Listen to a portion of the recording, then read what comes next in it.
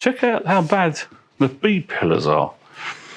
Now these B pillars are also shocking. So you can imagine how good this car's going to look when we actually do a detail on it, which is what we're going to do next.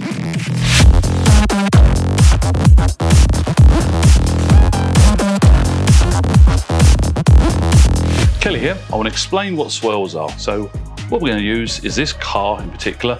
We're going to use the B pillars here because they're piano black. What that means is they're straight black, they've got no metallic. So it's the perfect example of showing you what swirls look like. And they happen to be quite soft paint normally. They get handled a lot, so they're swirly. So without the light source, replicating sort of the sunlight outside, they probably don't look that bad.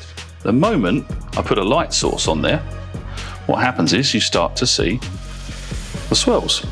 Now that's lots and lots of washing with grit and contaminants on there, with dirty wash mitt, sponge, maybe a drying towel or chamois leather, whatever you use, but it's more the contamination. So that makes them look very grey and dull when they should be jet black, piano black.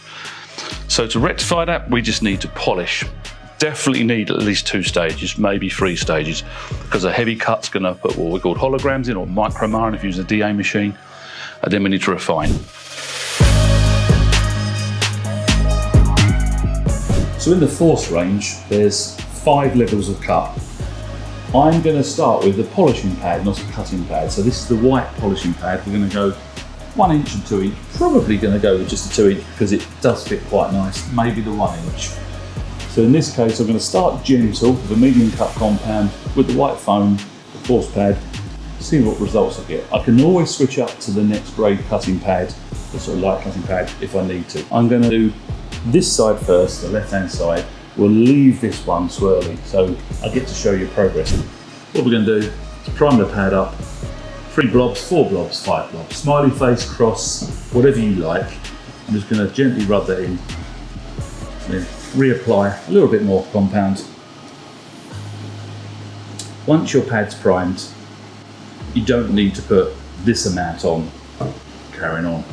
On this side's pad, 1 or 2 blobs really. And now that's primed, I'm going to get going, polishing this panel.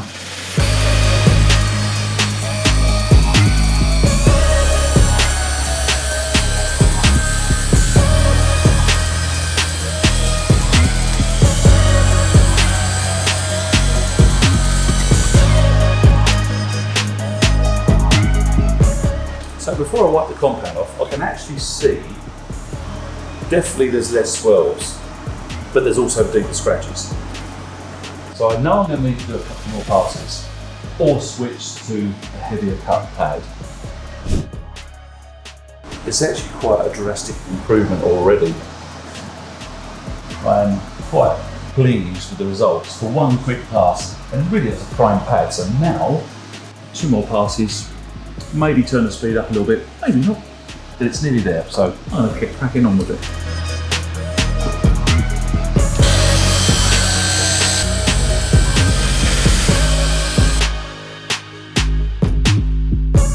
Great progress. 1 more pass, I think we're nearly there.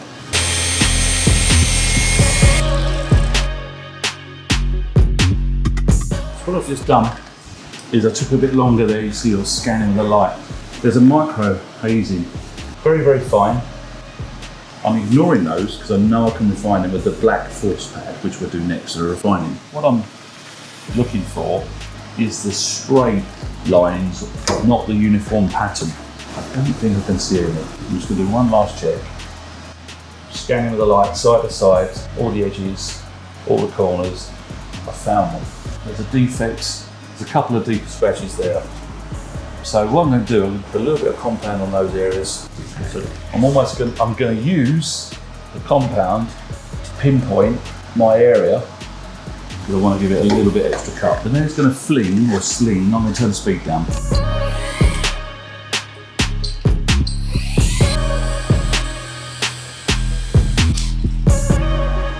Notice how gentle I'm very carefully wiping off the smears.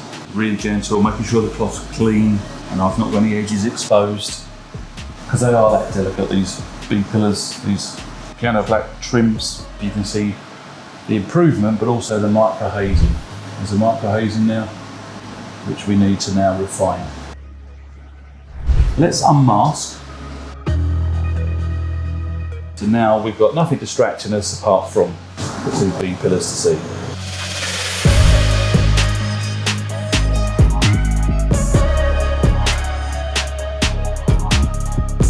We can improve on that. I'm going to choose, I think, the top half. I'm going to choose the top half, so we're going to put line through the middle. I'm going to choose the top half, so we've got a nice comparison. And now I'm going to have to switch to another pad. It's the same procedure as before. We're going to prime the pad. Even though it's a finishing pad, it's the desk cut, we still need to prime the pad. I'm using a finishing compound. Again, there's many compounds on the market. You've probably all got your own preference. I'd always suggest that stick with what you know, change one thing at a time. So if you already like a compound, try the pad first, then try a different cutting pad or finishing pad, then switch to compound. Everyone's got their preferred method, one size doesn't fit all. So now I've primed that up, I'm going to put a tiny bit more compound on there. I'm going to do this bottom half to see the results.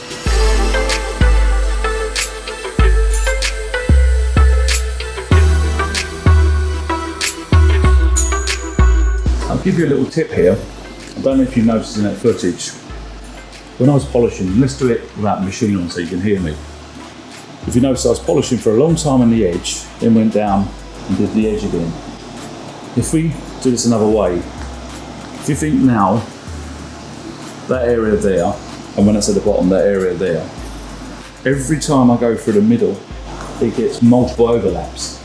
So the middle is always going to get corrected, in this case refined, quicker than the edges. So I actually know this and spent slightly longer up here than there. It's all about time and how long it's being cut for. If you see this, and if I did that edge there, that top half of the box, there's only this tiny little strip in the middle. If I was to do this, you're very rarely ever at the actual edge of the boundaries, the boxes, or whatever shape you're polishing. So I've actually done this. Hopefully that's a top tip, because the amount of people I speak to in my travels that say, oh, you managed to get all the edges as well, polished really well. It's just a simple process. So I'm going to unmask because I don't want to drag the sticky glue residue onto this lovely finish, because that can happen. It's easy enough to remove with some alcohol that I've got there, but let me take this and this one away. They're tucked down an edge, so they're not going to be a problem. But as I wipe, I can hit the edge of this tape. Now I'm going to very carefully take the compound off, and as it's done it, let's have a look. That would easily look like a scratch line. There's a residue and that's sticky tape, and that's probably from the edge there. As you can see, the edge of the tape lifted up. So I know that's tape, so what I'm going to do is remove all the tape. I'm not going to prod and poke and struggle, because I can mark the paint again, because it's that soft and delicate. What I'm going to do is very carefully flip the side so that I haven't opened the sticky residue. Use my alcohol wipe down. Now there is an improvement. It actually wants polishing more. What we're looking for first, and let's go to that first, is this change from top to bottom. You can see that, I don't know if you can see it in the camera there, but there is actually still micro marring compared to the top. But remember, we're comparing there to there. So I'm now going to refine that again, and I'm actually going to turn the speed of the machine down. So it could be the orbit size, because what we have in this particular machine, this is the larger version of the orbit. We can go to the smaller orbit size. We can turn the speed down to actually diminish the compound down, because most of the good quality compounds will diminish down. So I'm going to have to polish that again. I'll do that, and then we'll show the results. So what I've done differently there was I spent longer going over the area. I've not done the whole area, I just want to do a comparison, and I gradually turn the machine down, so I'm reducing the cutting ability of the pad compounder machine, really. Just turn the speed down. So I can now see that the bottom half has got a better clarity than the top half compared to that, and I'm talking about the area to refine. So all I've just done there, I did 2 passes with the black force pad. The first pass is doing, as a refining stage, the heavier refining, and then I turned the speed down and went more gentle. So what I'm going to do, I'm going to go over this pillar, finish it the same process, then we'll come back and show you a 50-50. And what do you think? Should I go with a different pad to show you that Probably the next pad up would also work, but it probably will leave more micro marring. So let's tackle that one in a minute in a slightly different manner.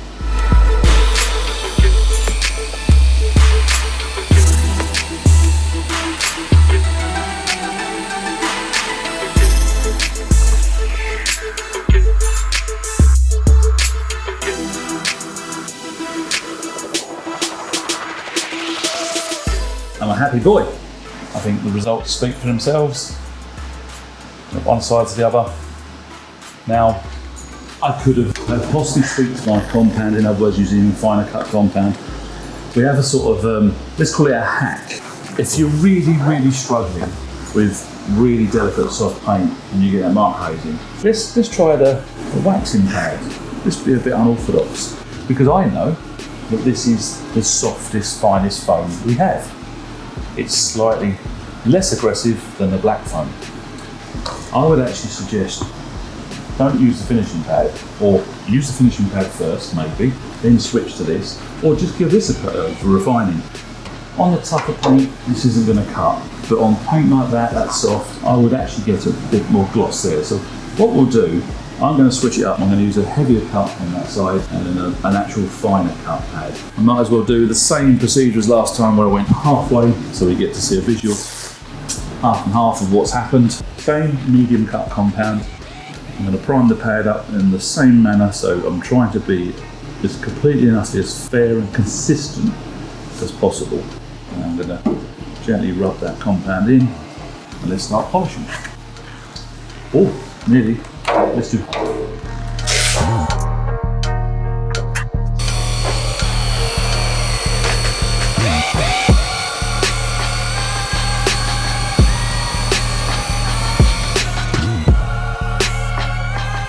I'm going to look, wipe the middle.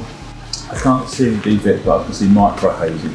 Of course, it's a heavier cut pad. I'd expect to see more micro hazing.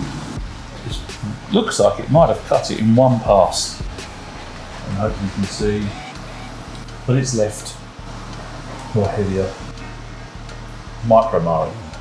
But that had obviously a quicker correction rate. It should do. There was a heavier cut pad. I'll do the rest of the pillar. I'm going to now add a little bit more. Don't need so much now. It's all primed up.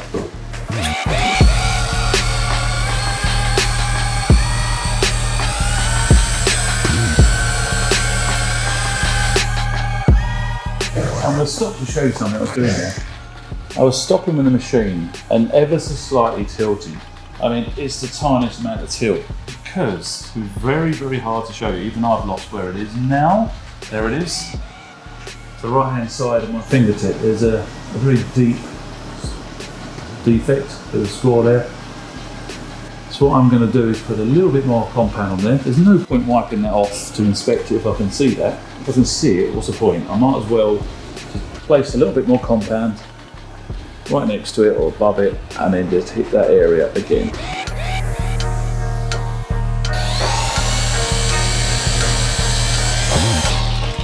And actually I've just seen another one.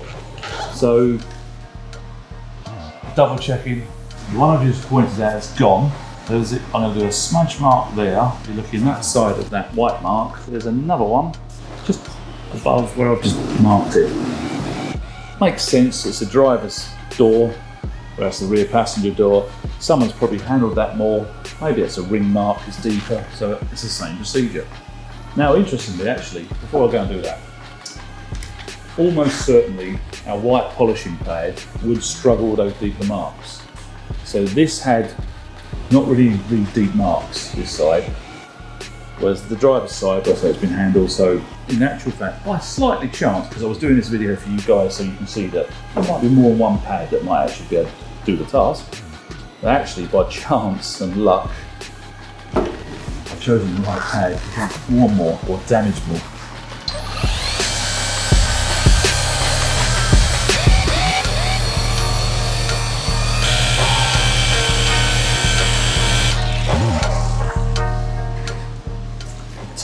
Tiniest remains of that defect. Another pass, it'll go. I'm not going to chase it. This is more of a, just want sort of 95, 96, maybe 97% improvement. One more pass of that pad, but we'll get rid of that. But you're compromising clear coat all the time, so I'm going to stop there. So what I'm going to do is carefully wipe that down. I'm just going to give it a quick check, then unmask it. So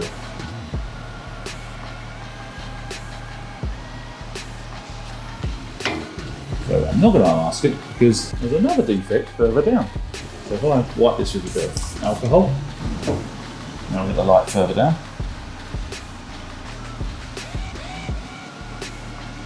Wipe that dry. Obviously it's going to show us there's a lot of micro marring.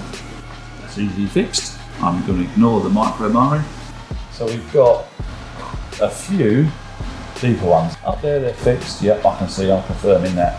So exactly where someone's put their hand regularly is where the deep defects are. So now I'm going to work in just that little area. One more pass. When I bend down, I can see it now. At this angle, I'm using some of the lights on the ceiling. So if I was to drop the stool down, now, as I turn and look, I can see it. This is why I really like the idea of having a portable light and move it around, because I can't see the defects there, I can't see them there. When I put it there, I can see them. But now I can see them with the lights behind me at this angle.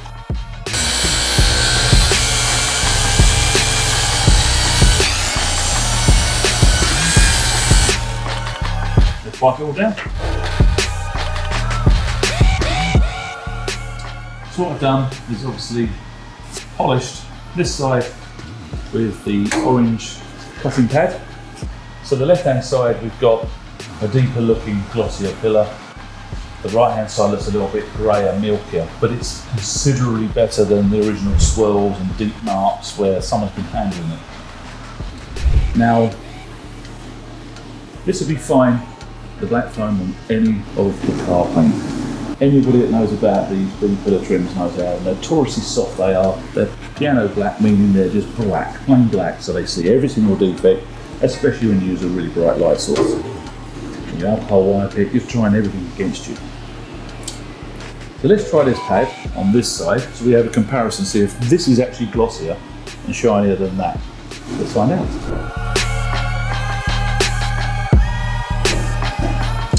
By the way, same compound. I'd be surprised if this isn't glossier. I'm cheating a little bit. This is our little hack. Let's call it a hack. Our Lake Country red foam, waxing foam. If you have a very, very soft, very sensitive, very delicate, dark colour painted surface, I believe this is by far the best pad for finishing any of those surfaces. We're going to find out.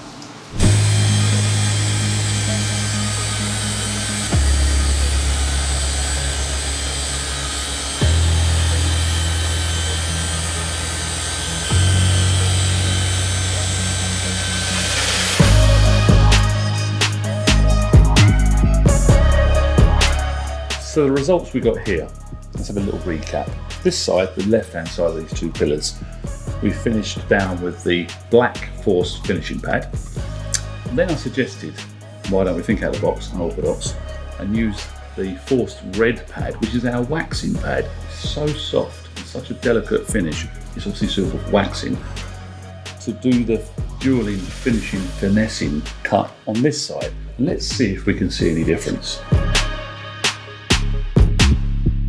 So the left side, and hopefully you can see this camera we use is a very expensive camera with an insane lens. We've noticed through doing a lot of filming recently, the lens actually shows more than what the human eye can see, especially with this LED light. But more importantly, there is a difference we can see between the left side and the right side. And the right side is deeper, glossier, and darker, and that's less micro marring, less hazy. So as I said, I actually prefer our red waxing pad for the really delicate, really soft, pure black paint surfaces. And here, results speak for themselves. Thanks for watching.